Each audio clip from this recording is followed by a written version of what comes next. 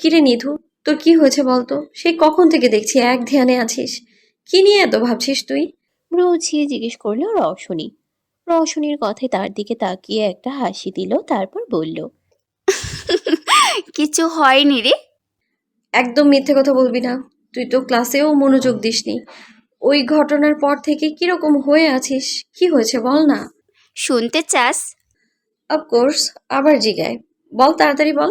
তোর বান্ধবী তো প্রেমে পড়ে গেছে রে, বলেই একটা লজ্জামাখা হাসি দিয়ে ব্যাগটাকে মুখের সামনে ধরলো, আর সাথে একটু ঢংও করলো। অ্যাঁ? নয়, হ্যাঁ। এই তুই কি আমার সাথে মজা করছিস? আজব তো, মজা কেন করতে যাব? সারাদিন তুই আমার সাথে ছিলি, লাস্ট ওই ছেলের সাথে বাজিয়ে এসে যে ধ্যানে বসেছিস, কোনো ছেলের দিকে তো তাকাতেও দেখলাম না। তাহলে প্রেমে পড়লি কার? এই কথা শুনে নিধি রওশনির দিকে বিরক্তিকর চাহনি নিক্ষেপ করলো। ওর এরকম রিয়াকশন দেখে রওশনি বলল, wait wait, by any chance তুই ওই ছেলেটার কথা বলছিস না তো? চোখ চকচক করে ওঠার মতো করে সাথে হালকা হালকা লজ্জা লজ্জা ভাব নিয়ে নিধি বলল, হ্যাঁ রে, ওর কথাই বলছিলাম। কি? ঝগড়া করতে করতে প্রেমে পড়ে গেলি? বাহ, তুই তো দেখছি একটা চিজি ভাই।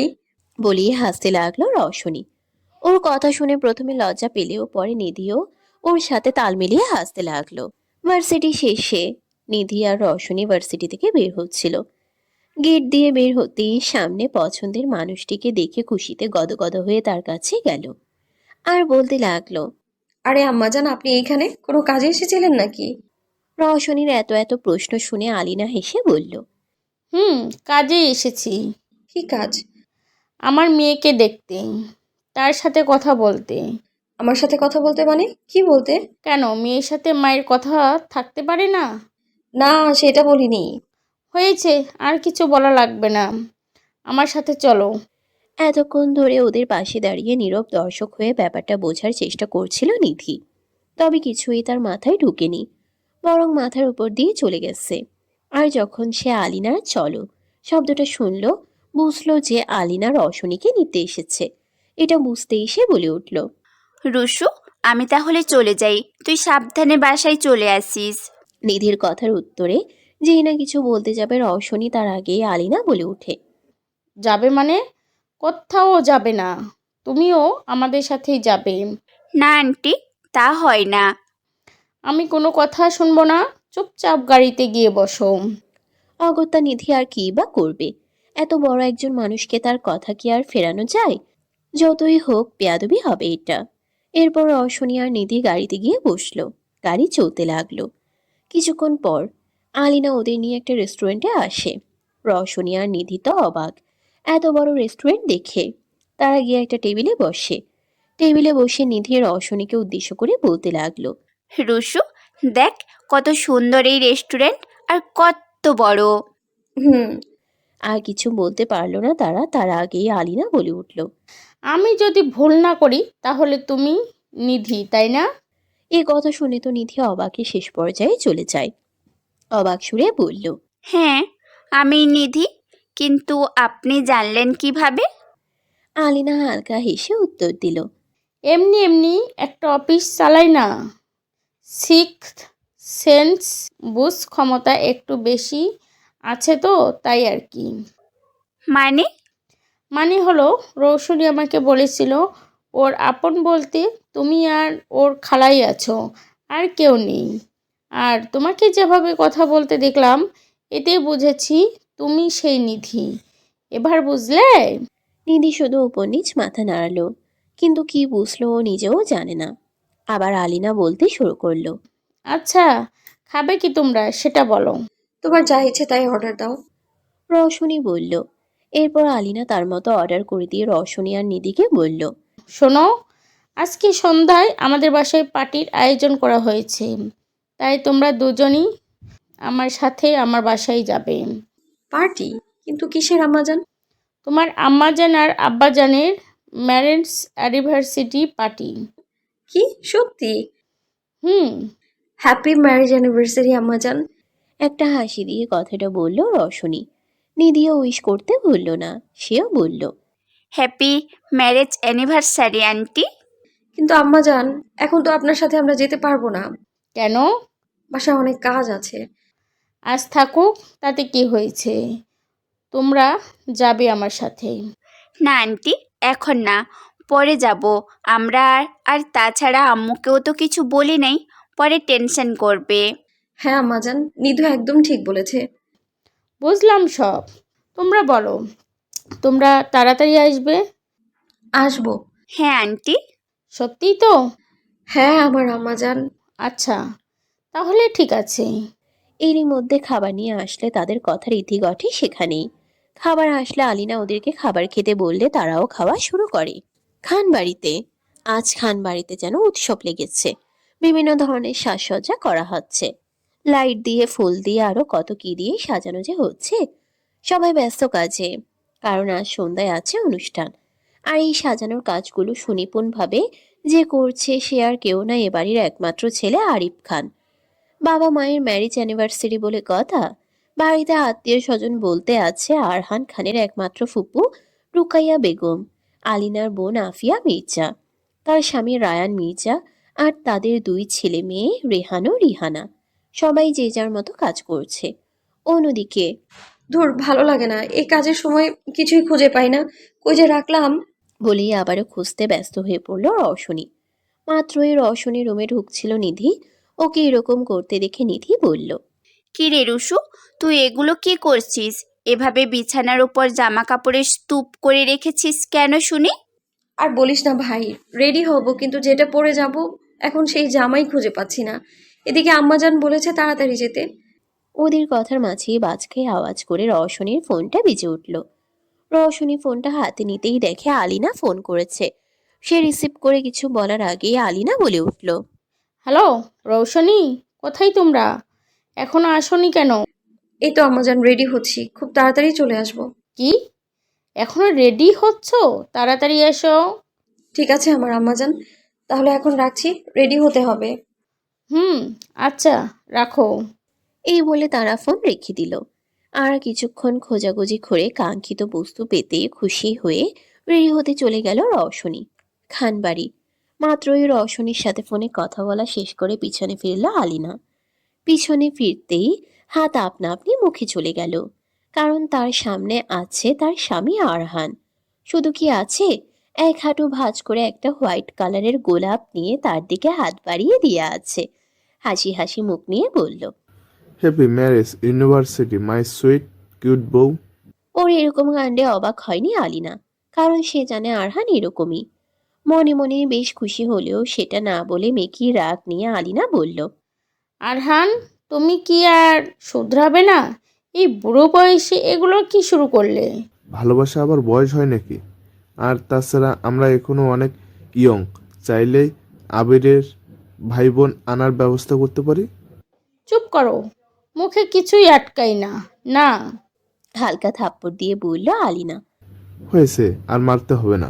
এখন যদি ম্যাডাম এই ফুলটা নিতেন আমি তাহলে উঠে দাঁড়াতাম। আসলে বয়স হয়েছে তো, এভাবে থাকা যায় না। তো এভাবে থাকতে কে বলেছে তোমায়? বলতে বলতে আরহানের হাতের ফুলটা নিল। তখনই রুমে ঢুকে আরিফ। এরকম অবস্থা দেখে বলল, ও সরি সরি মম ড্যাড, ভুল টাইমে চলে এসেছি। তোমরা তোমাদের কাজ কন্টিনিউ করো। ওর কথার উত্তরে আরহান বলল। বাবা, তুই সবসময় ভুল টাইমেই চলে আসিস। আরহানের এরূপ কথাই হকচকিয়ে যায় আলিনা। এই কি বলছে এইসব? মাথা কি গেছে? ছেলের সামনে কি বলতে হয় সেটাও ভুলে গেছো? আরে রাগ করছো কেন? ছেলেকেই ট্রেনিং দিচ্ছি তো, যাতে ছেলে বউকে ঠিক করে সামলাতে পারে। ওহ বাবা, তোমার আমাকে ট্রেনিং দেওয়া লাগবে না, তোমার ছেলে তোমার থেকেও বেশি এক্সপার্ট এসবে। বলেই বাঁকা হেসে বেরিয়ে গেল আরিফ। ওর এরকম কথাই তাজ্জব বনে আরহান বলল, কি বলে গেল ও? কি আর বলবে, যেমন বাপ তেমন তার ছেলে। না না, ছেলে তো বাপের থেকেও 4 কাঠির উপরে। বলেই ফুসতে ফুসতে আলিনাও চলে গেল। আরহান বলে উঠে, যাব বাবা, আমি আবার কি করলাম? রওশনী আর নিধি আসে খানবাড়িতে। খানবাড়ি দেখে তো নিধির চোখ খুলে হাতে চলে আসার মতো অবস্থা। রওশনীকে বলতে লাগলো, রুশু, এটা বাড়ি নাকি অন্য কিছু? ওর কথা শুনে রওশনী হেসে বলল, প্রথম যখন আমি এই বাড়ি আসি আমারও সেম অবস্থা হয়েছিল তোর মতো, সেম রিয়েকশন দিয়েছিলাম। হুম, রিয়েকশন তো এমন হবেই, কারণ বাড়িটাই এমন। এরকম টুকিটাকি কথা বলছিল আর হাঁটছিল তারা। রওশনী যখন বাড়ির ভিতর প্রবেশ করছিল তখন অপোজিট দিয়ে আরিফ বের হচ্ছিল। হঠাৎ আরিফের পা থেমে গেল। পিছনে ঘুরেই অনাকাঙ্ক্ষিত মানুষটিকে দেখে অবাক হয়ে যায়। কিছু না ভেবেই টেনে ধরে ওর জামা। কিন্তু এ কি হয়ে গেল? জামার সাথে সাথে এটা কিসে টান লাগলো? রওশনীর সামনে আগাতে নিলে জামায় টান অনুভব করে। এতে সে যতটা না অবাক হয়েছে তার চেয়ে বেশি অপ্রস্তুত হয়ে গেছে। কারণ যে জামা ধরে টান দিছে সে বোধহয় বুঝতে পারেনি আরো একটা জিনিসে হাত লেগে যাবে।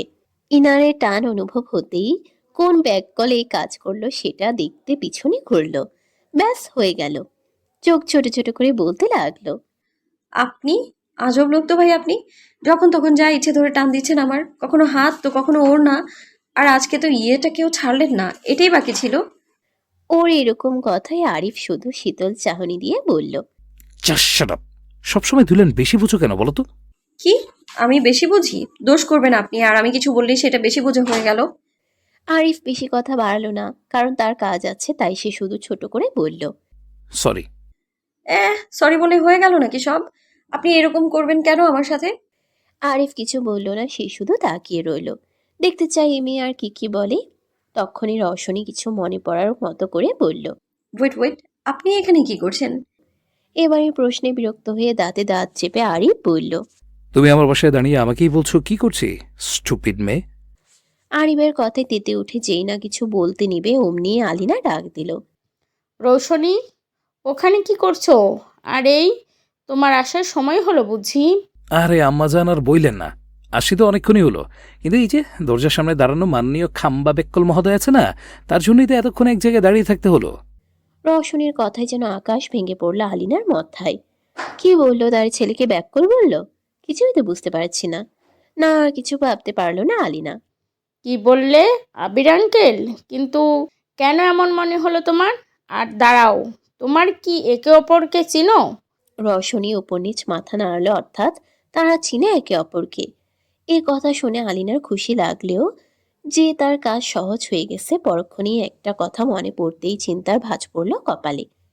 আলিনাকে রওশনীর আম্মা জান সম্বোধনটা কেমন যেন খটকায় ফেললেও কিছু একটা ভেবে দুষ্ট হেসে আরিফ রওশনীর একদম কাছে গিয়ে কানের কাছে মুখ নিয়ে ফিসফিস করে বলতে লাগলো। তুমি তো দেখছি ভারী ফাস্ট মেয়ে। তা আমার মাকে যখন আম্মাজান বলেই ডেকে ফেলেছ, তখন তো তোমার উচিত আমাকে জামাই জান বলে ডাকা। কি বলো আমার বউজান?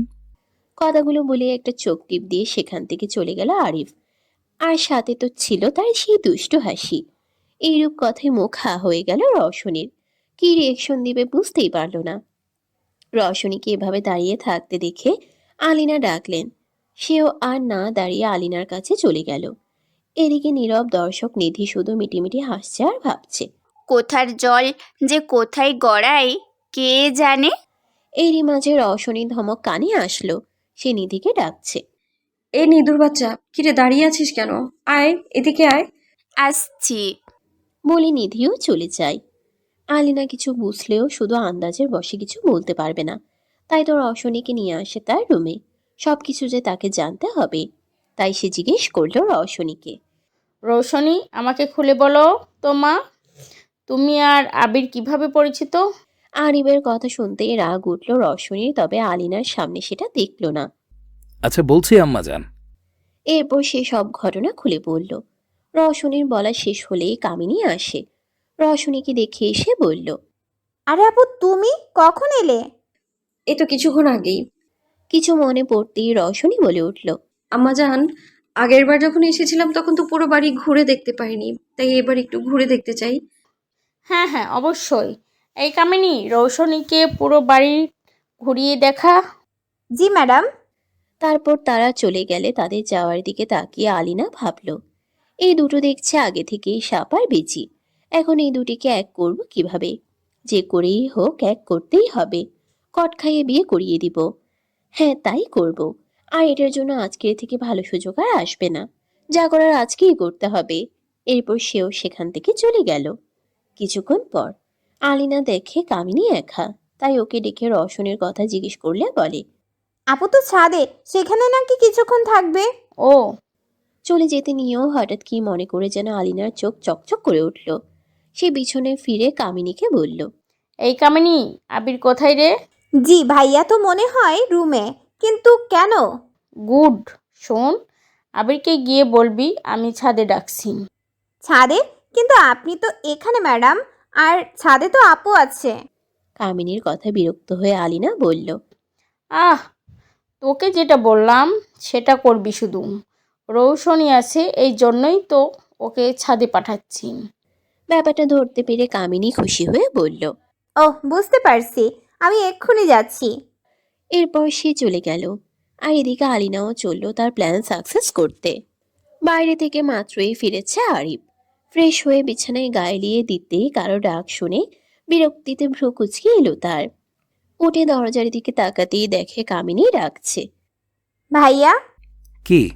কিছুটা বিরক্ত আর হালকা রাগ মিশ্রিত কণ্ঠে কথাটা বলল আরিফ। আরিফের এমন কথা বলার ধরন দেখে কিছুটা ঘাবড়ে গেলেও পিছু না হটে কামিনী বলল। ম্যাডাম আপনাকে ছাদে ডাকছে। ব্যাস এইটুকু বলেই পগার পার কামিনী। ওর যাওয়ার দিকে তাকিয়ে একটা দীর্ঘ নিঃশ্বাস ছেড়ে আরিবও চলল ছাদের উদ্দেশ্যে। অন্যদিকে পাশাপাশি দাঁড়িয়ে আছে রওশনী আর আলিনা। তারা টুকটাক কথা বলছিল, তখনই আলিনা বলে উঠল। আচ্ছা রৌশনী, আমি একটু নিচে থেকে আসছি, তুমি বরং চিলেকোঠার ঘরটায় গিয়ে বসো। না না, সমস্যা নেই, এখানেই ঠিক আছে। তোমাকে বললাম না চিলেকোঠার ঘরে যেতে, যাও। মেয়েকে রাগ দেখিয়ে আলিনা বলল। এবার আর রওশনী মানা করেনি। আলিনা চলে যেতে নিয়েও পিছনে ফিরে রওশনীর গালে হাত রেখে বলল। তোমাকে যেতে বলছি কারণ তোমার জন্য একটা সারপ্রাইজ আছে। কথাগুলো বলেই আলিনা চলে গেল। তার চলে যাওয়ার পর রওশনী ভাবতে লাগলো। কি বলে গেল এটা সারপ্রাইজ আছে, কিন্তু কি? ধুর, যাই হোক, এসব ভেবে কি লাভ, সময় হলে ঠিকই দেখব। এগুলো বলে সেও চলে গেল চিলেকোঠার ঘরে। আলিনা সিঁড়ি দিয়েই নামছিল, আরিবও উঠছিল। মাঝে আসতেই আরিব আর আলিনা মুখোমুখি হয়।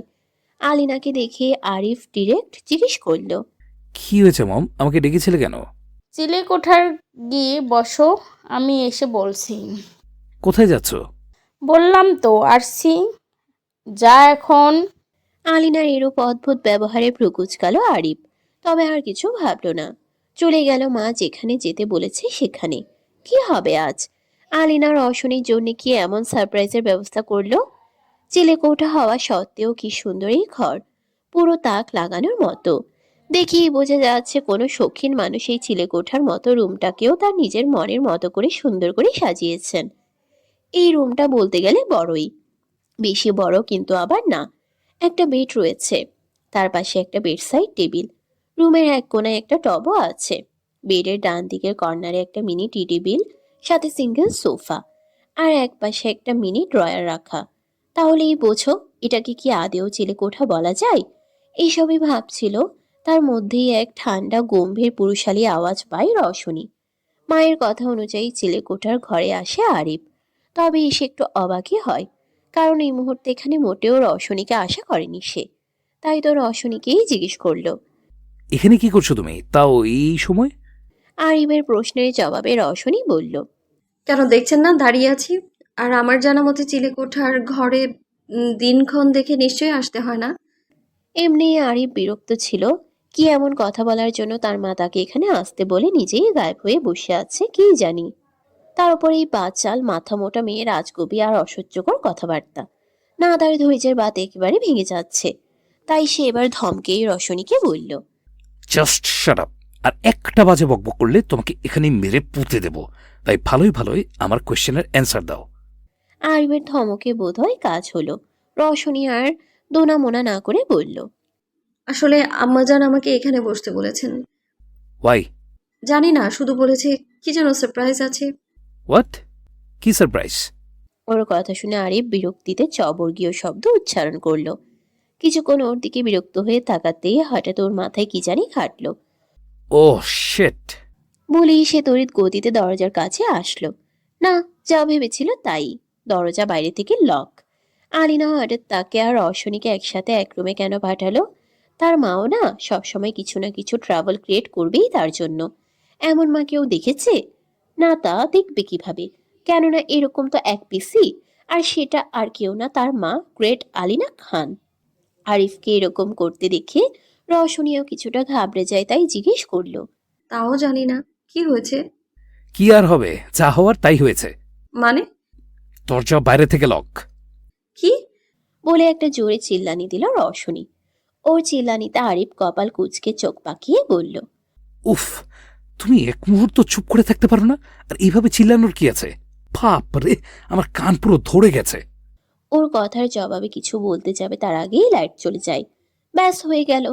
রওশনি আর কিছু বলতে পারলো না। হঠাৎ কেমন অস্থির হয়ে উঠল। ওর হাত পাও কাঁপছে। নিজের চুলগুলোকে ধরে নিচে বসে রইল। কাপা কাপা গলায় ভাঙা ভাঙা কয়েকটা বুলি আওড়ায়। হেল্প! হঠাৎ রওশনীকে শান্ত হয়ে যেতে দেখে প্রথমে ভাবলো হয়তো লাইট চলে যাওয়ায় চুপ হয়ে গেছে, কিন্তু যখনই শুনল ওর এরকম গলার স্বর, ব্যাস দ্রুত পিছনে ফিরে দেখলো ও কেমন জানি করছে। আর কিছু ভাবলো না, তৎক্ষণাৎ রওশনীর কাছে চলে গেল। এক হাঁটু ভাঁজ করে বসলো রওশনীর সামনে। বেশ বুঝতে পারছে মেয়েটা ভয় পেয়েছে, তাই আর কিছু না ভেবেই ওর মাথাটা নিজের বুকের সাথে চেপে ধরলো আরিফ। আর জিজ্ঞেস করলো, এই মেয়ে, কি হয়েছে তোমার? এরকম করছো কেন? কথাগুলো বলার সময় আরিবের গলা ধরে আসছিল। ওর মনে হচ্ছিল কেউ ওর বুকটা চেপে ধরেছে। রওশনির এরকম অবস্থা ওকে এলোমেলো করে দিয়েছে। আরিবের কথা শুনে রওশনি শুধু ভাঙা ভাঙা গলায় বলল, আমাকে এখান থেকে নিয়ে চলুন, অন্ধকার। শেষ। এরপর সেন্স হারিয়ে ঢলে পড়ল আরিবের বুকেই। রওশনির নিক্টোফোবিয়া আছে, মানে যারা অন্ধকারে ভয় পায়, তাই লাইট চলে যাওয়ায় তার এই করুণ দশা। রওশনি যে সেন্স হারিয়েছে তার বুঝতে বাকি নেই। ওর মুখের দিকে তাকিয়ে থাকলো কিছুক্ষণ। এখনো যেন কাঁপছে আরিফ, তবে বুঝলো মেয়েটার ফোবিয়া। হঠাৎ করেই রাগ উঠল তার মায়ের উপর, কিন্তু তার থেকেও বেশি রাগ লাগছে যে এই দরজা লক করেছে। ওকে সামনে পেলে যে কি করবে সেটা নিজেও জানে না। মানে হয় এগুলোর? আজ যদি ও না থাকতো তাহলে রওশনির কি হতো? সেটা ভেবে আরিবের বুক কেঁপে উঠল। না, এখন সেন্স ফেরানোর দরকার মেয়েটার। ওইভাবেই বুকে চেপে জড়িয়ে রেখেই ওর মুখের দিকে ঝুঁকে ওর গালে আস্তে করে চাপড় দিতে লাগলো আরিফ। যা দরজা খুলে কেউ যদি দেখে তবে ধরেই নিবে আরিফ রওশনীকে কিস করছে। আর আরিফ যেহেতু দরজাকে পিছন করেই বসেছে, তাই দেখতেও কেমন জানি লাগছে। বলতে গেলে অনেকটাই খারাপ দেখাচ্ছে। তার মধ্যে 16 কলা পূর্ণ করতে রওশনীর ওড়নাটাও গায়ে নেই, যা পড়ে আছে এক সাইডে। প্যানিকের সময় এই ঘটনা হয়। কথায় আছে না, অভাগা যেদিকে যায় নদীর পানিও সেদিকেই শুকায়। হলো তাই। ঠিক ওই লাইট তো এলো, সাথে দরজাটাও খুলে গেল। ভিতরের এরকম দৃশ্য দেখে বাইরে দাঁড়ানো সবাই যেন স্তব্ধ হয়ে গেল। তখন আরিফকে উপরে যেতে বলে নিচে চলে আসে আলিনা। নিচে নামতেই কামিনীর সাথে দেখা। কামিনী আলিনাকে জিজ্ঞেস করলো, ম্যাডাম কি হয়েছে? সব ঠিক আছে তো? হ্যাঁ রে, সব ঠিক। এরপর কি করবেন? এখন আমার একমাত্র ফুপ্পু শাশুড়ির কাছে যাব। কেন? আহ, গাধা কোথাকার! উনি হলেন এখানকার সবচাইতে সিনিয়র মানুষ। তার ওপর গ্রামে থাকেন। আর আগেকার দিনের হাবি জাবি ধারণাগুলো একটু বেশি।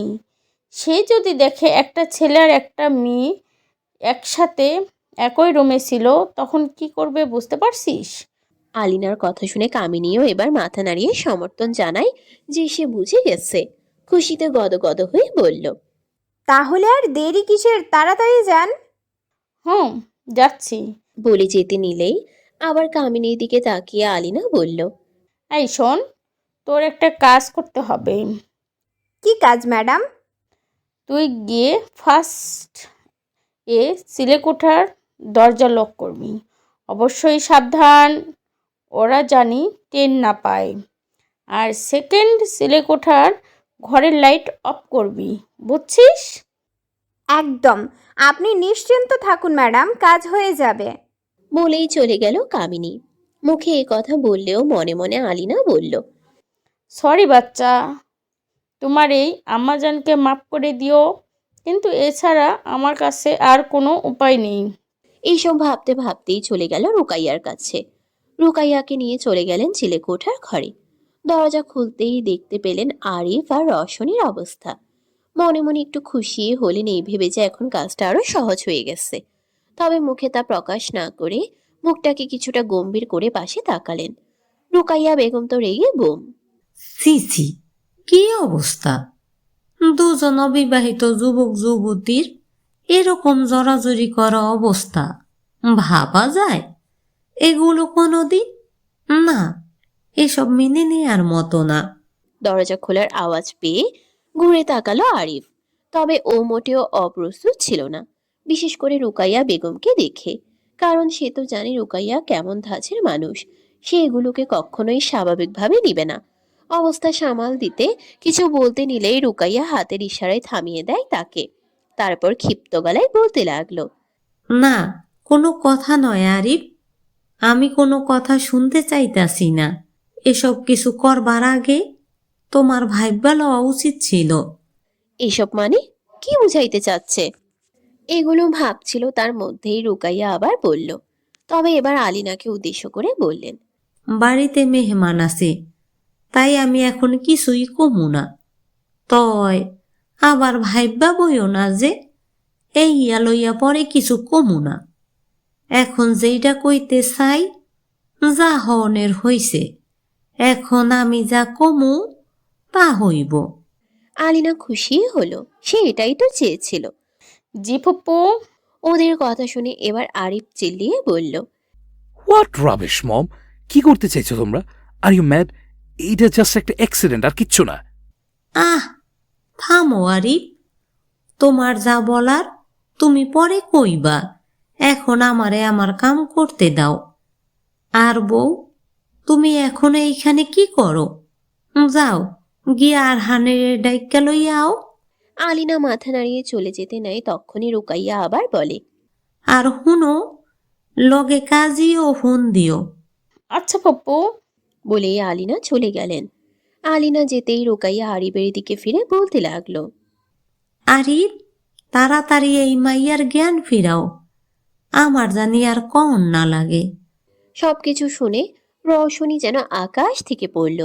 কি বলবে বুঝতে পারছে না, মানে বলার ভাষাই হারিয়ে ফেলে। লাল এক শাড়ি পরে বউ সেজে বসে আছে ছাদে পাতা চেয়ারের উপর। এই শাড়ি যা তাকে আলিনা পরিয়ে দিচ্ছে, এটা নাকি তার বিয়ের শাড়ি।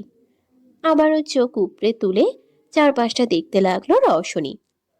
পুরো ছাদে শুধু আছে সে, তার পাশে বসা আরিফ, আলিনা, আরহান, কামিনী আর মহান ব্যক্তি যে এইসবের জন্য দায়ী সেই রুকাইয়া বেগম এবং বিয়ে পড়ানোর জন্য কাজী। সব চুপচাপ নিস্তব্ধ। এই শান্ত পরিবেশে হঠাৎ রুকাইয়া বলে উঠল, কি গো কাজী, তাড়াতাড়ি বিয়াটা পড়াও, এত দেরি করতাছো কেন? রুকাইয়া বেগমের কথা মতো কাজীও বিয়ে পড়ানো শুরু করলো। এইদিকে আরিফ তো রীতিমতো রাগে ফুঁসছে, কিন্তু সে কিছু করতে পারছে না, কারণ কেউ তাকে এক্সপ্লেন করার সুযোগটুকুই দিচ্ছে না। এইসবের মধ্যে হঠাৎ কাজী আরিফকে বলে উঠল। কাজীর কথা কানে যেতেই একবার রওশনির দিকে আর চোখে তাকিয়ে লম্বা একটা শ্বাস নিয়ে বলল, কবুল, কবুল, কবুল। আলহামদুলিল্লাহ। বলেই কাজী এবার রওশনিকে কবুল বলতে বললেন। কিন্তু রওশনি তো এই জগতেই যেন নেই। কি হলো কে জানে, হঠাৎ ঢুকরে কেঁদে উঠল সে। ওর কান্না দেখে আলিনা তাড়াতাড়ি ওর কাছে এগিয়ে আসে, ওর মাথায় হাত রেখে বলতে লাগলো, আমার বাচ্চা, প্লিজ কবুলটা বলে দাও। শুনো আমার। আমি কেন হলাম আম্মাজান এরকম আমার সাথে? কেন? আর কিছু বলতে পারছে না সে, কান্নায় গলা ধরে আসছে, কথাগুলো কেমন গুলিয়ে যাচ্ছে। শোনা আমার, এই তাকাও, এদিকে দেখো। আমাকে আম্মাজান বলেই রেখেছো, একবার ভরসা করেই দেখো, প্লিজ কবুলটা বলে দাও। আলিনার দিকে তাকালো রওশনি। কি হলো কে জানে, হঠাৎ করেই রোবটের মতো করে বলল সে। অনেকক্ষণ হয়ে গেল, কিন্তু না, কোথাও নেই রওশনি। তার টিকিটিও খুঁজে পাচ্ছে না নিধি। তাই তো সে ব্যস্ত তার একমাত্র চিন্তার কারণ তরি, তার বেস্টকে খুঁজতে। এই মেয়ে গেছে কই? একেই আমি এই বাড়ি প্রথমবার এসেছি, তার উপর এটা কি আর ছোটোখাটো কোনো বাড়ি যে একটু হাঁটলেই এ মাথা টু ও মাথা অনায়াসে পৌঁছানো যায়? সেই কখন থেকে হাঁটছি, হাঁটতে হাঁটতে পা ধরে গেল, কিন্তু বালের ছেমড়িরে কোথাও পাচ্ছি না। এইসবই বিড়বিড় করছিল আর রওশনীকে খুঁজছিল নিধি। হঠাৎ বেখেয়ালি হয়ে ঠাস। ও মা গো, বাবা গো, আমি শেষ রে। কোন শালারে আমার উপর পড়লি? চুপ শালি, আমি তোর উপরে পড়েছি নাকি তুই আমার উপরে পড়েছিস? দেখ, চিল্লানি তো আমার দেওয়ার কথা, তুই কেন দিতেছস? অপরপক্ষের এরূপ কথা শুনে যখন আসল ব্যাপারটা বোধগম্য হলো, তখন নিজের জিভ কাটল নিধি আর বলতে লাগলো, আসলে পড়ছি তো, তাই ভাবছি সিনেমা টাইপ কিছু হয়েছে, আমার উপর আইসা পড়ছে। ওই যে ড্রামা সিনেমা আর উপন্যাসে হয় না, ওই রকম আর কি। ড্রামাবাজ মহিলার ড্রামাটা একটু থামিয়ে উঠুন আমার উপর থেকে। এই কথা শুনেই দ্রুত উঠে পড়ল নিধি। নিধি উঠতেই নিচে পড়ে যাওয়া ছেলেটাও উঠে দাঁড়ালো। পিছন থেকে সামনে ঘুরতেই অবাক হয়ে দুজনেই বলল, আপনি? তুমি? ভাই, তোমার সমস্যা কি বলবে আমায়? যখন তখন এসে আমার কাঁধের ওপর ঝুলে পড়ছো। বিরক্তি আর রাগ মিশ্রিত কণ্ঠে কথাগুলো বলল রেহান। রেহানের এরকম কথায় নিধি মনে মনে বলল, ছি ছি, বউকে কেউ ভাই বলে না কি? পারলে তো গলায় ঝুলে পড়তাম, এসব কাঁধে ঝুলে কি আর পোষাবে নাকি আমার? হুম। তবে মুখে বলল অন্য কথা। যতটা মিষ্টি সুরে বলা যায় ততটা মিষ্টি সুরে বলল, দুঃখিত, আমি আসলে দেখতে পাইনি। ব্যথা কি বেশি পেয়েছেন? রেহান মনে করেছিল তার কথার জবাবে না জানি কি গালিই দেয়, কিন্তু তাকে সম্পূর্ণ ভুল প্রমাণ করে দিয়ে যে এত মিষ্টি করে নিধি ক্ষমা চাইবে তা ভাবতেও পারেনি। নিধির কথায় রেহান পুরো তাজ্জব বনে গেছে। এই মেয়ে তো দেখছি গিরগিটিকেও ছাড়িয়ে গেছে। এইসবই বিড়বিড় করছিল, তার মধ্যে আবার নিধিকে এভাবে লজ্জা পেয়ে লাল নীল হতে দেখে তো অবাকের চূড়ান্ত পর্যায়ে চলে গেছে রেহান। এই মেয়ে, তোমার কি জিন সংক্রান্ত কোনো ঝামেলা আছে? চোখগুলোকে ছোট ছোট করে কথাটা জিজ্ঞেস করলো রেহান। কই না তো, কেন? অবাক সুরে বলল নিধি। তা না হলে এরকম রং পাল্টে ফেললে কেন? আর একটু আগেই তো কী সব বলছিলে রাগ নিয়ে, আর এখন এত মিষ্টি করে বলছো, সাথে এরকম লজ্জায় লাল নীল বতী হচ্ছে কেন? আরে, তখন যদি জানতাম এটা আপনি, তাহলে কি আর আমি আমার এই বিখ্যাত বাণীগুলো বলতাম নাকি? কখনোই না। আর লজ্জা তো আমি আপনাকে দেখেই পাচ্ছি। কেন, আমাকে দেখে লজ্জা পাওয়ার মতো কি আছে? বাহারে, লজ্জা পাবো না? যাকে পছন্দ করি তার সামনে এরকম বেজ্জতি হলে তো লজ্জা পাবই। নিধির এরকম ডিরেক্ট আর অদ্ভুত প্রপোজ শুনে তো বেচারা শকড, এতই শকড যে কাশিই উঠে গেল। ওকে কাশতে দেখে নিধি তাড়াতাড়ি কিছু না ভেবেই ওর পিঠে হাত বুলাতে লাগলো আর সাথে বলতেছিল, এ কি, আপনার কি হলো? ওর হাতটা পিঠ থেকে সরিয়ে কিছু না বলেই চলে যাচ্ছিল রেহান। রেহানকে এভাবে চলে যেতে দেখে নিধিও ওর পিছু নেয়। উফ, কি সমস্যা কি? এভাবে পিছু নিয়েছো কেন? বিরক্তি হয়ে বলা রেহানের কথাটাকে একদম হাওয়ায় উড়িয়ে দিয়ে নিধি নিজের মতো করে বলতে শুরু করলো, আচ্ছা, এই নিয়ে আমাদের 2বার দেখা। আমার নাম নিধি, আপনার? আরে বাবা, বোবা তো নন আপনি। তাহলে কথা বললে কি হয় শুনি? নিধির এবারের কথায় হাঁটা থামিয়ে রেহান বলল, অনেক কিছুই হয়, আর তুমি আমার পিছনেও বন্ধ করো। পিছু নিচ্ছি না তো। তাহলে কি করছো? আমি তো আমার বান্ধবীকে খুঁজছি। দেখুন না, ও হারিয়ে গেছে কই জানি। আর এত বড় বাড়ি, আমি ওকে কোথায় খুঁজবো? তার উপর কাউকেই তো চিনি না। তো আমার সাথে কি করছো? যাও গিয়ে নিজের কাজ করো। আমাকে হেল্প করবেন? এতে আমার লাভ? যা বলবেন তাই করব। সত্যি? হুম। আচ্ছা বলো। আমার বান্ধবীকে খুঁজতে আমাকে হেল্প করুন। আচ্ছা। ছাদে। অনেক খোঁজাখুঁজির পর নিধি আর রেহান খুঁজে পায় রওশনীকে। তবে এখানে এসে যা দেখে আর যা শুনে, এতে তাদের চোখ কোটর থেকে বের হওয়ার উপদ্রব। বর্তমানে রওশনী নানা রকমের ভাবনা চিন্তায় মশগুল ছিল যে কাজের ডাক শুনতেই পায়নি। ওর এরকম অবস্থা দেখে নিধি আসে ওর কাছে, ওকে ডাকে। রুশু, এই রুশু, দেখ কাজী ডাকছে। নিধির ডাকে এবার রওশনীর ধ্যান ফিরে ও নিধির দিকে প্রশ্নবোধক দৃষ্টিতে তাকালে ওর তাকানো বুঝে নিধি আবার বলল, দেখ, যা হয়েছে হয়েছে, আর আমি মনে করি তুই এখানে সুখেই থাকবি, ভালো থাকবি, তাই এত চিন্তা করিস না তো। দেখ কাজী কি বলছে। নিধির কথা শুনে রওশনীও মাথা নাড়ায়। তারপর কাজের দিকে তাকাতেই সে বলল। সেও চুপচাপ সাইন করে। এর মধ্যে হঠাৎ আরহান খান বলে উঠল, এরকম অদ্ভুত ব্যাপার কেউ দেখেছে? শেষে কিনা বাবার ছেলে একই দিনে ম্যারেজ ডে পালন করবে। এরকম কথা শুনে আলিনা আরহানের দিকে চোখ গরম করে তাকালে একটা ঢোক গিলে মনে মনে বলতে লাগলো, এই রে, আবার মনে হয় উল্টাপাল্টা কথা বইলে ফেলছি। আজকে আমি শেষ, আজকে তুই শেষ রে আরহান। অনেকক্ষণ হয়েছে রুমে এসে বসে আছে আরিফ, কিন্তু না, রওশনী কোথাও নেই, তার ছায়াও নেই। তাই সে মহা বিরক্ত এই নিয়ে নিজেই নিজেকে বলতে লাগলো, বাহ বাহ, যেমন বিয়ের ছিরি তেমন বাসরের। এতদিন তো জানতাম বউ বাসর ঘরে বড়ের জন্য অপেক্ষা করে, এক হাত ঘোমটা টেনে খাটে বসে থাকে। আর এদিকে দেখো আমি উল্টা আমার বউয়ের জন্য বসে আছি, তার কোনো পাত্তাই নেই। এগুলো বলতেই একটা দীর্ঘশ্বাস ছেড়ে ওয়াশরুমের দিকে হাঁটা দেয় আরিফ। ওয়াশরুম থেকে বের হতেই হঠাৎ আক্রমণে কিছুটা হকচকিয়ে ওঠে আরিফ। দেয়ালের সাথে সিটিয়ে দাঁড়ালো আরিফ, আর তার দুই পাশে দুই হাত দেয়ালে দিয়ে দাঁড়ানো রওশনী। মানে কি আর বলবো, পুরোই ফানি লাগছে দেখতে, মনে হচ্ছে পিঁপড়ে একটা হাতিকে ধরে রেখেছে। রওশনী বলতে গেলে আরিফের বডির অর্ধেক, দুই দিক দিয়েই, দৈর্ঘ্য আর প্রস্থে। 2 ইঞ্চির এক মেয়ের এভাবে 6 ইঞ্চির এক ছেলেকে ধরার সাহস দেখে অবাক না হয়ে পারে না আরিফ। বিরক্তিতে বর্গীয় শব্দ উচ্চারণ করে। একটা দীর্ঘশ্বাস ছেড়ে রওশনীকে উদ্দেশ্য করে বলল, মেয়ে, কি সমস্যা কি তোমার? চুনোপুটির সাইজ নিয়ে আসছো আমার সাথে লড়তে? ফু দিলেই তো কই উড়ে যাওয়া, তা ঠিক নেই। আরিফের কথাটাকে সম্পূর্ণ নাকচ করে দিয়ে রওশনী বলল, আমি মোটেই চুনোপুটি সাইজের না, 5 ফিট 4 ইঞ্চি লম্বা এক শক্তিশালী মেয়ে। আমার গায়ে অনেক শক্তি। ওর কথায় এবার আরিফ দুষ্টু হেসে বলল, ও রিয়েলি? আমাকে যেভাবে ধরে আছো একইভাবে যদি আমি ধরে টিকতে পারবে?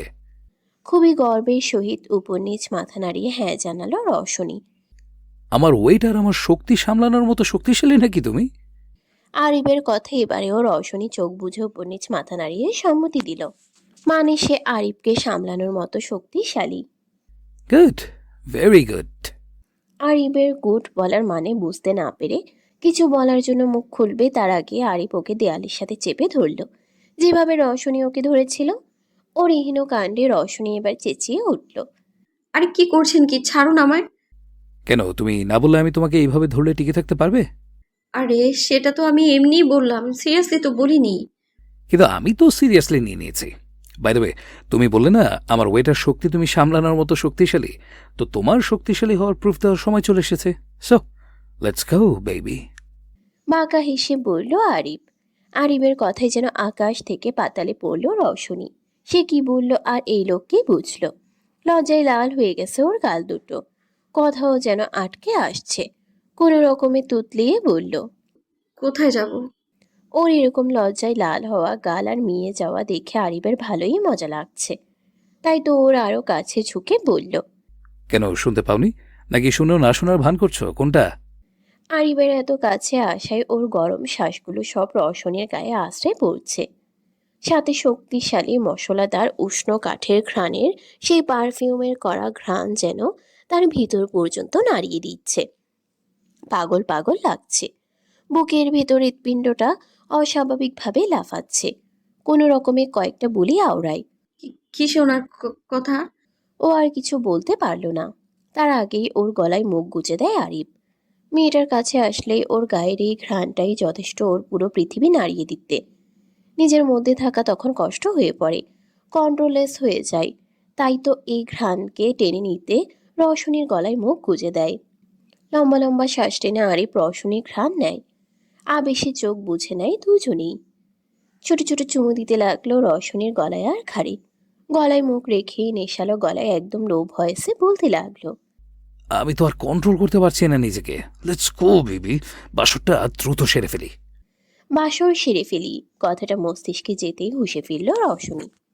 কোনো কিছু না ভেবেই সর্বশক্তি প্রয়োগ করে দিল আরিফকে ধাক্কা। হঠাৎ ধাক্কায় তাল সামলাতে পারল না, তাই 2 কদম পিছিয়ে গেল আরিফ। কিছু বুঝবে তার আগেই রওশনী ঠাস করে দিল এক লাথি। ব্যাস, মুখোমুখি হয়ে সোফায় বসে আছে আরিব আর রওশনী। খুবই বিরক্ত সে। চোখ ছোট ছোট করে রওশনীর দিকে তাকিয়ে বিড়বিড় করল। রোমান্সের এরকম দফা রফা করে এখন ওর দিকে তাকিয়ে কেমন দাঁত খেলাচ্ছে এই বলদ মেয়েটা। এক হতাশার শ্বাস বেরিয়ে এলো তার বুক ছিঁড়ে।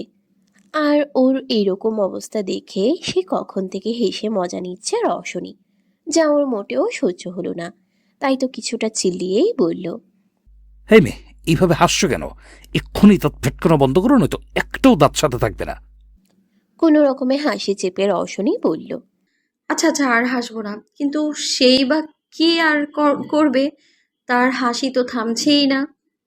না পেরে আবার হেসে দিতে আরিফ তেতে উঠে বলে উঠল, এই বলদ সেমরি, তোর দাঁত ভেতরে ঢুকাবি নাকি আবার খুশি খাবি? মাথা মোটা একটা। জানোস না, জামাই আদর করতে চাইলে বিনা দ্বিধায় করতে দিতে হয়?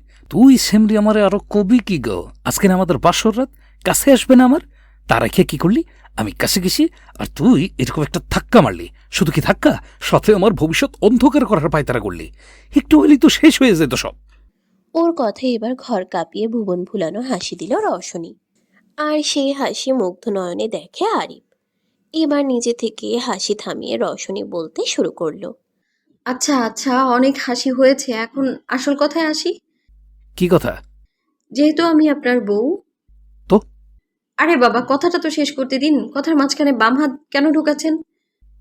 ওকে ওকে, বলো তুমি তোমার কথা। হ্যাঁ, তো অ্যাজ আ বউ আমার তো কিছু চাওয়ার থাকে, কিছু অধিকার থাকে, তাই না? ওর এই কথাটায় আরিফের চোখ দুটো চকচক করে উঠল। সে বলতে লাগে, হ্যাঁ হ্যাঁ, অবশ্যই। তোমার তো আমার আদর খাওয়ার সম্পূর্ণ রাইট আছে। So come fast. আচ্ছা, যখন আদরই খাবে তাহলে তখন এত নাটক করার কি ছিল? ওর কথায় এবার রওশনী রেগে কটমট করে তাকিয়ে বলল, চুপ করুন, অসভ্য লোক। আমি বলেছি আমি আপনার আদর খেতে চাই, কথা শেষ করতে দিন আমায় আগে। কথার মাঝখানে কথা বললে গলা টিপে ধরবে এবার। রওশনীর কথা শুনে মুখটা লটকে আরিফ বলল, কন্টিনিউ। তো যেটা বলছিলাম, বউ হিসেবে আমার কিছু উইশ আছে বা শর্ত। আপনি এটাকে শর্ত হিসেবেই ধরুন। কি শর্ত? ধরুন এই কাগজ। কিসের কাগজ এটা? শর্তের কাগজ পড়ে দেখেন আর আমাকে জানান রাজি কিনা। আচ্ছা, থাক, পড়তে হবে না, আমায় দিন, আমি পড়ে শুনাই। নাও ধরো।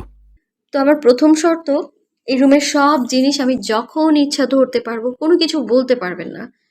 হুম। আমার দ্বিতীয় শর্ত, আপনার শার্টের 70% আমার আর বাকিটা আপনার। হোয়াট? জামা কাপড়ে আমার পার্সেন্টেজ বেশি তোমার? মাথা গেছে? যায়নি। আমার অনেক দিনের শখ জামাইয়ের জামা পরার। আর এখন কথা না বলে আমাকে বাকিগুলোও বলতে দিন। হ্যাঁ হ্যাঁ, বলুন ম্যাডাম, আপনার কি কি শর্ত আছে? হ্যাঁ, তো আমার তৃতীয় শর্ত হচ্ছে আপনার এক্সপেন্সিভ বিউটি প্রোডাক্টের 50% আমার। এরপর? আমার চতুর্থ এবং শেষ শর্ত, আপনার টাকা 80% আমার। কি? হ্যাঁ, আপাতত এই কয়টাই শর্ত থাকুক, পরে লাগলে অ্যাড করব। এতগুলোর পর আরো? একটা দীর্ঘশ্বাস ফেলে অবাক সুরে কথাটা বলল আরিফ। হ্যাঁ, অবশ্যই। আচ্ছা, আমি তোমার এতগুলো শর্ত মানবো আর আমি এর বিনিময়ে কিছু নিতে পারবো না, এটা তো হতে পারে না। দুষ্ট হাসি দিয়ে বলল আরিফ। ওর কথাই ভয় পেয়ে ঢোক গেল রওশনী। না জানি কি চেয়ে বসে এই ভয়ে। তাই জিজ্ঞেস করলো, কি চাই? আমার যা ইচ্ছা তাই করব। আমার কাছে কোনো রূপ হস্তক্ষেপ বা মানা করতে পারবে না। রওশনী ভাবলো হয়তোবা ওর কাজের লাইফে ইন্টারফেয়ার করতে বারণ করছে। তাই একটা স্বস্তির শ্বাস নিয়ে বলল, আচ্ছা আচ্ছা, তাই হবে। এখন তাহলে ডিল ডান। ইয়া, ডান। তাহলে এবার কাগজে সাইন করুন। তারপর আরিফ কাগজে সাইন করে আর তারা দুজনে হাত মেলায়। এখন চলুন। কোথায়? আরে আজকে না আমাদের বাসর রাত, আমার আগে থেকেই প্ল্যান করা আছে এই রাতের। আরে আরে, আগে বলবা না, চলো চলো। আচ্ছা, তুমি কেমন টাইপ রোমান্স চাও? আরে দূর বেটা, খালি রোমান্স রোমান্স। রোমান্স ছাড়া কি কিছু বোঝেন না আপনি? না গো সোনা। আপনি তো দেখছি আচ্ছা লুচ্চা। সরুন আপনি। ছি বউ, এসব বলতে হয় না। আর আমি তো লুচ্চামের কিছু করলামই না। উফ, আপনাকে প্রথম দেখে যা ভেবেছি আপনি তো দেখছি তার কিছুই নন, বরং উল্টো। তো তুমি প্রথম দেখি জাজ কেন করছিলে? জানো না, ডোন্ট জাজ এ বুক বাই ইটস কভার। ধুর, আপনার সাথে কথায় পারাই যাবে না। সরুন এখান থেকে। না, সরবো না। থাকুন তাহলে, আমিই যাই। আরে কোথায় যাচ্ছ? যেও না। যা বাবা, চলে গেল। কিন্তু বউ আমার গেল কই? চৌধুরী বাড়ি। বাড়ির ভিতর ঢুকতেই পথ আটকে সামনে দাঁড়ায় অভ্রয়ের দাদু অভ্রনীল চৌধুরী। একমাত্র নাতির এরূপ দশায় বেজায় চিন্তিত তিনি। কতবার করে বলেছেন এবার অন্তত একটা বিয়ে করতে, বউ আনলে যদি তার সুমতি ঘটে, কিন্তু কে শুনে কার কথা। তবে হাল ছাড়লে চলবে না বিধায় কয়দিন ধরেই ভালো মতো মাঠে নেমেছেন অভ্রনীল। এত রাত অবধি দাদুকে জাগতে দেখে যা বোঝার বোঝা হয়ে যায় অভ্রয়ের। তবুও না বোঝার ভান করে বলল, কি ব্যাপার দাদু, তুমি এত রাত অবধি কেন জেগে আছো? না জেগে কি আর উপায় আছে? কেউ থাকলে না হয় আমি এখন নিশ্চিন্তে মনে ঘুমাতাম। নাটক করা হয়ে গেলে আসল কথা কি সেটা বলো। হ্যাঁ, এখন তো নাটক করছি বলেই নাটক করেই কাঁদতে লাগলেন। তা দেখে একটা দীর্ঘশ্বাস ফেলে অভ্রয় বলল, হয়েছে, আর কান্না করা লাগবে না। এখন বলো কি বলতে চাও।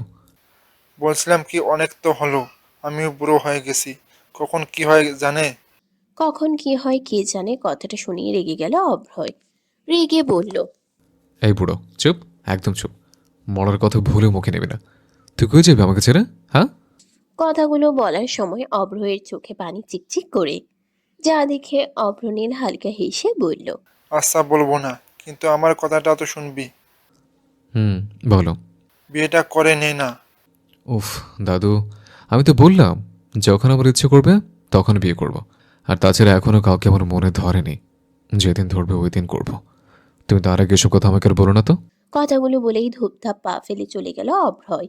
আর ওর চলে যাওয়া দেখে বরাবরের ন্যায় হতাশ হলেন অভ্রনীল। খানবাড়ি। কি গো, এখনো রাগ করে থাকবে? হাজারবার সরি বলে ফেলেছি, এবার একটু কথা বলো না। ও সোনা, আমার আলিনা সোনা, বললাম তো ভুল হয়ে গেছে। এভাবে ছেলেকে আমার বলা উচিত হয়নি, আর করব না। এরকম কখনো দেখো কানে ধরছি। স্বামীর এরকম ফেস দেখে আর রাগ করে থাকতে পারলেন না আলিনা। তবুও মেয়েকে রাগ দেখিয়ে বললেন, সত্যিই তো, আর এরকম করবে না কোনো দিন। সত্যি সত্যি সত্যি, এই 3 সত্যি কানে ধরেছি বাবা, জীবনেও করব না এরকম। এবার একটু কাছে এসো তো। বলেই আলগোছে জড়িয়ে নিলেন নিজের অর্ধাঙ্গিনীকে আরহান। হালকা হেসে বুকে হালকা চাপড় দিয়ে নিজেও স্বামীর সঙ্গ দিলেন। মির্জা বাড়ি। ক্লান্ত শরীরটাকে বিছানায় এলিয়ে শান্তিতে চোখ জোড়া বন্ধ করে আছে রেহান। তবে তার ফোনের তার এই শান্তি পছন্দ হলো না। তাই তো মেসেজের নোটিফিকেশনে বিরক্তের চবর্গীয় শব্দ উচ্চারণ করে মোবাইলটা হাতে নিল। নিজেকে নিজেই বলতে লাগলো, একটা আননোন আইডি থেকে মেসেজটা এসেছে। মেসেজটা ছিল এই, হ্যালো, আপনি কি ঠিকঠাক বাসায় পৌঁছেছেন? অদ্ভুত তো, আমি যে বাইরে থেকে এসেছি সেই কথা এই জানলো কিভাবে? মনে মনে এগুলো ভেবে নিজেও মেসেজ করলো। কে আপনি? আরে, সন্ধ্যায় তো আমাদের দেখা, এর মধ্যে আপনি ভুলেও গেলেন। আরে আজব তো, কি যাতা বলছেন? যাতা না, নিজের নাম পরিচয় দিন আগে। আমি আপনার একমাত্র বউ। উল্টোপাল্টা কথা বললে এখনই ব্লক করব। এই না না, অনেক কষ্ট করতে হয়েছে আপনার হোয়াটসঅ্যাপের নাম্বারটা জোগাড় করতে। তো করতে গিয়ে বলেছে। কে আর বলবে, নিজেই করেছি। জামাই তো আমার, তাই সব তো আমাকেই করতে হবে, তাই না? বুঝেছি, এভাবে হবে না আপনাকে তো।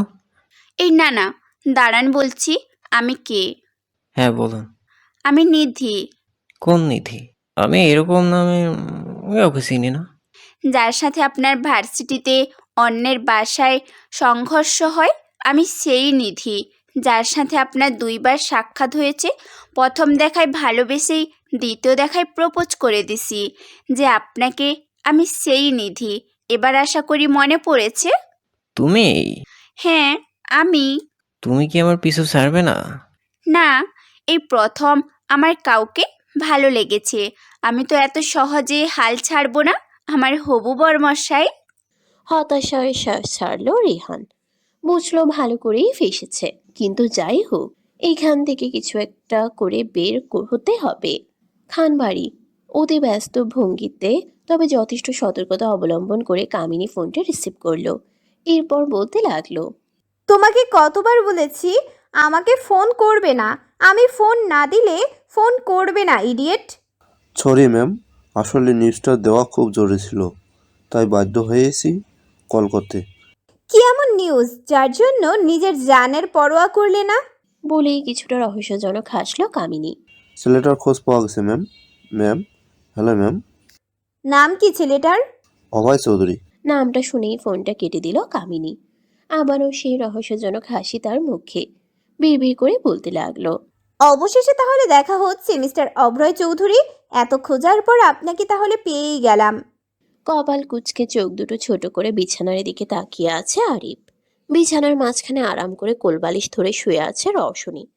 আর এরকম একটা দৃশ্য দেখে আরিফ বিড়বিড় করে বলল, শালার আমার কপাল দেখ, একেবারে সোনায় বাঁধানো। বিয়ে করলাম কটকে, বাসর করতে গেলাম, বউ দিল লাথি। এখন একটু ভাবলাম বউ ধরে ঘুমাবো, কিন্তু বউ আমার করলো কি, কোলবালিশ ধরে ঘুমিয়ে আছে। এটা কোনো কথা? এ তো দেখছি ভূকম শত্রু বেশি আমার। তারপর কি জানি ভাবলো, ভেবে আবার বলা শুরু করলো, এই কোলবালিশ তো দেখছি আমার সতীন হয়ে গেল। না না, আর মেনে নেওয়া যায় না। এই সতীন বালিশকে এক্ষুনি সরাতে হবে।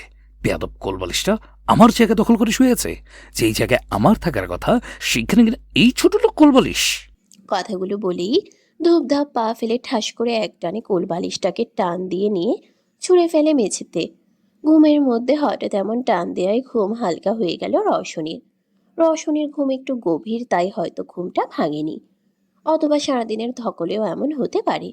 তবে পরক্ষণে কোল বালিশের জায়গাটা পূরণ হওয়ায় সাথে উষ্ণভাব পেয়ে হালকা হয়ে যাওয়া ঘুমটা গভীর হয়ে গেল। কোল বালিশটাকে ফেলে আরিফ সেই কোল বালিশের জায়গায় শুয়ে পড়ল। রওশনের এক হাত ও এক পা যেভাবে কোল বালিশ ধরেছিল সেভাবে ওর গায়ে দিয়ে নিজে এক হাতে ওর কোমরে আরেক হাত গলার নিচ দিয়ে নিয়ে পিঠে রাখলো। একদম আষ্টে পিষ্টে জড়িয়ে ধরল। এরপর মুখ গলার নিচে দেয়। মিলি সুন্দর মিষ্টি একটা ঘ্রাণ নাকে এসে বাড়ি দিল আরিবের। সেই ঘ্রাণটাকে টেনে নিয়ে শুধু একটা শব্দই বলল, সুভাষময়ী। পরদিন সকালে শরীরটা জানি কেমন কেমন লাগছে। দম নিতে পারছে না এমন মনে হচ্ছে কেউ ঝাপটে ধরে আছে। না আর কিছু ভাবতে পারল না, রওশনী তড়িৎ গতিতে চোখ খুলে তাকালো। কিন্তু এ কি, চোখের সামনে আরেক জোড়া চোখ। একটু ভালোভাবে খেয়াল করতেই বুঝলো ব্যাপারটা আসলে কি। আর সাথে মস্তিষ্কও কাজ করা শুরু করলে আরিবের বাহুবন্ধন থেকে মুক্তি পেতে রীতিমতো হাত পা ছুটতে লাগে। কিন্তু না, কিছুই হচ্ছে না। এই বেবি এলিফ্যান্টকে একটুও সরাতে পারল না সে। এটা দেখে তো রেগে রীতিমতো ফায়ার রওশনী। একে তো তার সাথে শুয়েছে, তার উপর তাকে একভাবে দম আটকে মারতে চাচ্ছে। এত তাড়াতাড়ি পটল তুললে এই বদমাইশের শার্টগুলো পরে দেখবে কেমন। তার চাইতেও বড় কথা, টাকা উড়াইতে হবে না? না, কিছু একটা করা লাগবে। রওশনীর মতন আরিবের ঘুম এত গভীর না। সে রওশনীর মুচড়া মুচড়িতেই সজাগ হয়ে গিয়েছিল, কিন্তু চোখ খোলেনি। দেখতে চাইছিল এই মাথা মোটা বউ করে কি। এতক্ষণ ধরে কাত হয়ে শোয়া ছিল রওশনী। এবার সোজা হয়ে ঘুরে আরিবের হাতটাকে ধরে দিল এক কামড়। ব্যাস হয়ে গেল। আহ বলে ধরফরিয়ে উঠে পড়ল আরিব। উঠেই হাতটা নিয়ে মুখের সামনে ধরে ফু দিতে লাগলো আর রাগী চোখে রওশনীর দিকে তাকালো। ওর এই যে রাগী চাহনিকে একদম পাত্তাই দিল না রওশনী। তার তো মনে হলো এতক্ষণ পর সে ঠিকঠাক করে শ্বাস নিতে পারছে। এই বলো সেমরি, তুই আমার একটা কথা বলতো। কি? তুই কি আমার বউ? আপনি কি ডেট ওভার গঞ্জিকা সেবন করেছেন? গতকালই তো আমাদেরকে ধরে বেঁধে বিয়ে দেয়া হলো, সেই হিসেবে আমি আপনার বউ? তাহলে সকাল সকাল কোথায় বউয়ের মতো আচরণ করবি, তা না করে কুত্তার মতো কামড়ানোর মানে কি? ও, এটা যা করেছি বেশ করেছি। আর একটু হলে তো পটল তুলতাম আমি। কি? আপনি কি ভেবেছেন আমি আপনার চাল বুঝবো না? হ্যাঁ, সেটা তো হতেই পারে না। আমি আপনার উদ্দেশ্য যাতে সফল না হয় সেজন্যই কামড় অত্যন্ত জরুরি ছিল। তারপর কি একটা ভেবে আবার বলতে শুরু করলো, আর আপনি বলছিলেন না বউ বউ বিহেভ করতে কামড় দিয়ে, তাই সেটাই করলাম। মানে সকাল সকালই আপনি বউয়ের লাভ বাইট পেলেন। কত ভাগ্যবান আপনি, দেখেছেন? ওর কথায় এবার আরিফ একটা দুষ্টু হাসি দিয়ে ওর মুখের সামনে ঝুঁকে ওর কপালে তর্জনী আঙ্গুল স্লাইড করতে করতে হাস্কি ভয়েসে বলতে লাগলো, আমি কারো কাছে ঋণী থাকা পছন্দ করি না। সো ম্যাডাম, আপনি কি রেডি? একে তো আরিফ তার এতটা কাছে ঝুঁকে আছে, তার উপর সকালের ঘুম ঘুম পুরুষালী হাস্কি টোন, সাথে ম্যানলি স্মেল। তার পুরো শিরদাঁড়া বয়ে একটা শীতল স্রোত বয়ে গেল যেন। এইসবের উপর এই লোকের এরকম কথা। রওশনীর মনে হলো সে স্থির থাকতে পারবে না। মৃদু কেঁপে উঠল সে। একটা ঢোক গিলে বলল, কিসের জন্য রেডি হব? রওশনীর অবস্থায় আরিবের ভালোই মজা লাগলো। সে তার মুখটা এবার রওশনীর কানের কাছে নিয়ে ফিসফিস করে বলতে লাগলো, এই যে আপনি আমাকে লাভ বাইট দিলেন বউয়ের কর্তব্য পালন করতে, এখন আমারও তো উচিত আপনার স্বামীর দায়িত্বটা পালন করা নাকি?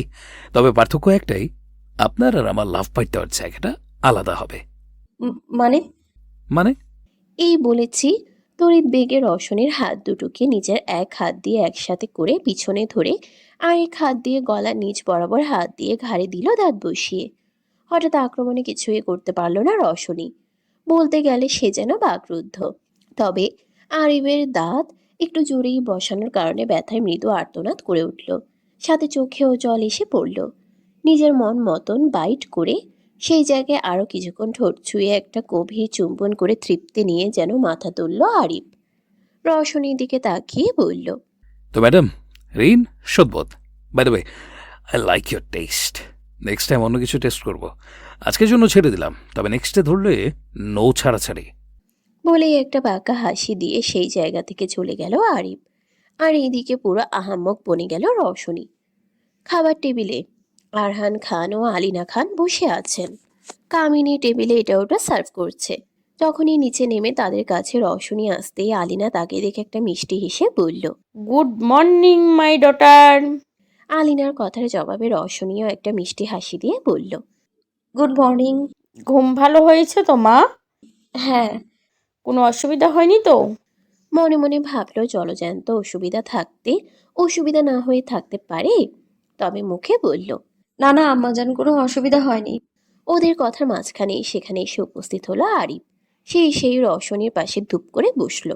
ওকে এভাবে বসতে দেখে আলিনা ওকে শুধায়, আবির, এভাবে বসতে হয় না, তোমাকে কতবার করে বললাম। Sorry mom. এবার সবাই চুপ হয়ে গেল। কামিনীও খাবার সব পরিবেশন করে দিল সবাইকে। ওর পরিবেশন শেষ হতেই আলিনা ওকে বলল, নে কামিনী, তুইও বসে পড়, খেয়ে নি। এরপর কামিনী বসলে আলিনা আবার আরিফকে বলতে লাগলো, আবির শোনো, ভার্সিটিতে যাবে তো? ইয়া। তাহলে রৌশনীকেও নিয়ে যাবে সাথে করে, আর সাথে করে নিয়ে আসবে। মম, আমার কাজ আছে, তাড়াতাড়ি যেতে হবে। নবীন বরণের অনেক কাজ আছে, আজকে পারবো না। না, কোনো অজুহাত নয়। আরো কিছু বলতে যাবে তার আগেই রওশনী বলল, না না আম্মাজান, আমি একাই যেতে পারবো, কোনো সমস্যা নেই। আচ্ছা, যা ভালো মনে করো। আবার চাপ সব খাওয়া শেষ করে তাড়াতাড়ি বেরিয়ে গেল আরিফ।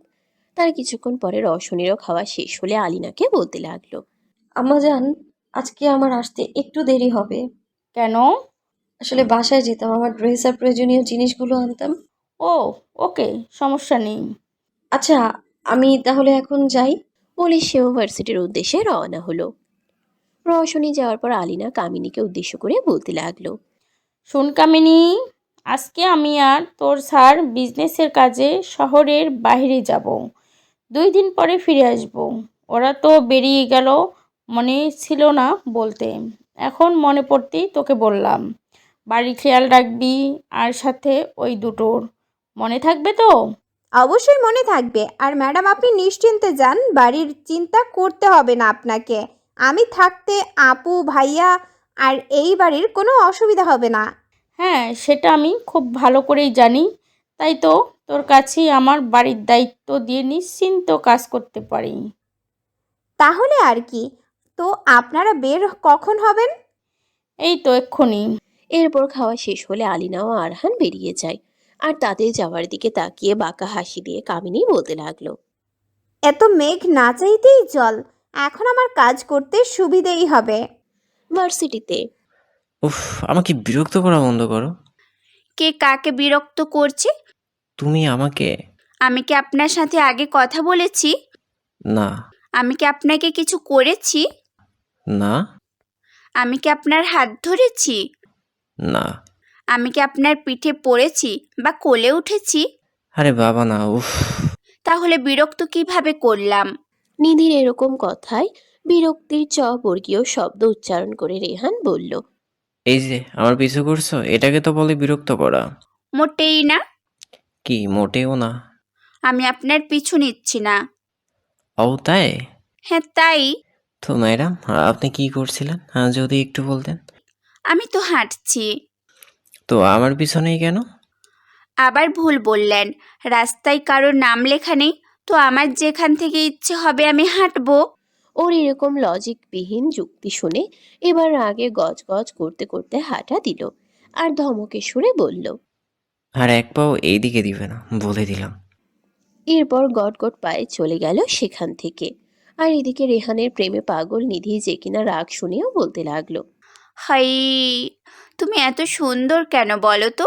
রাগলেও কি জোশ লাগে রে ভাই, আবারও তো ক্রাশ খেয়ে গেলাম। অন্যদিকে রাগে গজগজ করছে রওশনী। গাড়ি দাঁড় করিয়ে সেটাই উঠে বলতে লাগলো। আজকে এই ছেমড়িরে একবার পাইয়া নেই, কি যে করব আমি, ও নিজেও জানে না। আমি কালকে কতবার করে বললাম তোর বাসায় যাব, তারপরে একসাথে ভার্সিটিতে যাব, আর এইদিকে দেখো এই মহান ব্যক্তি আগেই চলে গেলেন। এসব বলতে বলতে ভার্সিটিতে পৌঁছালো রওশনী। ভাড়া মিটিয়ে গেট দিয়ে ঢুকে কিছুক্ষণ হাঁটতেই দেখা মিলল কাঙ্ক্ষিত মানুষের। কিছু না ভেবেই দ্রুত হেঁটে গিয়ে দুম করে দিল এক কিল নিধির পিঠে। স্বপ্নের পুরুষকে ভাবতে গিয়ে বাস্তব জগৎ থেকে গায়েব হয়ে কখন কল্পনার জগতে যে ভাসছে তার দিকে কোনো খেয়ালই নেই নিধির। সে এতটাই ব্যস্ত ছিল কল্পনায়। তবে তার মধ্যে এরকম হঠাৎ কিলে মুহূর্তেই তার কল্পনা জল্পনা জানাল দিয়ে। তার চেয়ে বড় কথা, এত জোরে কেউ কিল মারে নাকি? উফ বাবা গো, পুরো পিঠটাই শেষ। এইসব ভাবতে ভাবতেই চেতে উঠে বলল।